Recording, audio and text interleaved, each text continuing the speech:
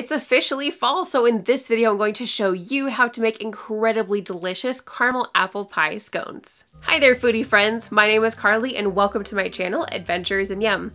Before we get into today's video, I have a passion for learning about creating and trying new foods, drinks, and especially desserts.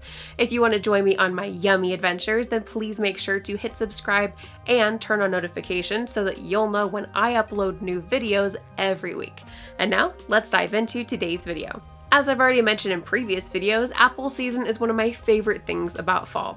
And after a recent successful experiment where I adapted my cheddar and herb biscuit recipe into a sweet lemon blueberry scone recipe, I knew I had to make an apple pie version for fall. What's your favorite kind of scone? Let me know in the comments below. When I was a kid, my favorite was the maple nut from Starbucks, and I was kind of bummed when they took it away. But nowadays I really don't eat a lot of scones, but actually some of my favorites have been the ones I've been making lately.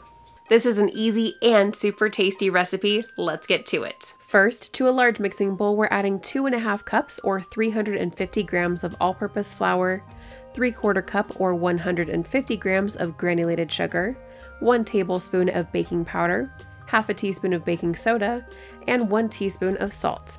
We give this a quick mix and then set it aside for now. Next, we're grating 1 stick or half a cup or 110 grams of frozen butter onto a plate. Once we're done, we add the butter into the dry ingredients and gently toss it around to make sure that all of the butter gets coated in the flour mixture. Break apart any butter clumps so that the butter is more evenly dispersed. We then place this mixture into the freezer for at least 10 minutes to ensure that the butter stays very cold. While that chills, we're whipping up a batch of my super tasty streusel. I'll make sure to include a link to that recipe at the top of the screen as well as in the video description. Once we're done whipping up the streusel dough, we set it aside for now. After removing the bowl from the freezer, add 1.5 cups or 355 milliliters of cold sourdough starter discard and mix until the dough just starts to come together. Instead of sourdough discard, you can also certainly use about 1 cup or 237 milliliters of cold buttermilk. Next, we add 1 batch, about 1.5 cups of apple pie filling and mix it into the dough. I'll have the links to my apple pie filling recipe video available at the top of the video as well as in the video description.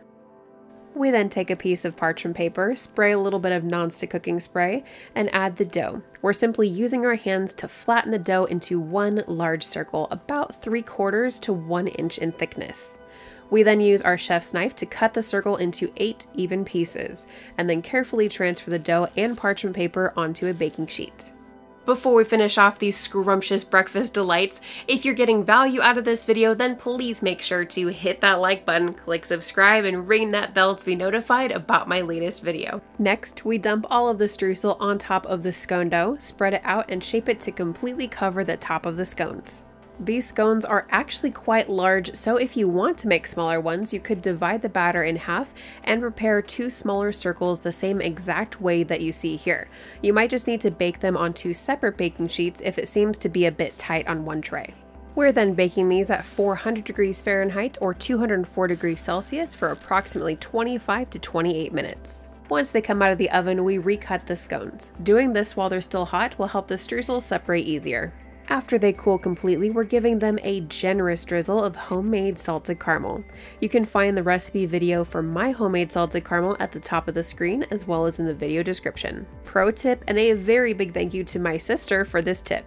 When you're ready to enjoy your scone, heat it in the microwave for about 15 to 30 seconds. It makes the caramel all melty and it just takes the eating part of this delicious experience to a whole other fabulous level. This is one of my top favorite recipes right now, so I was super excited to share it with all of you. If you make this, or any of my recipes for that matter, I would absolutely love to know how you enjoy them.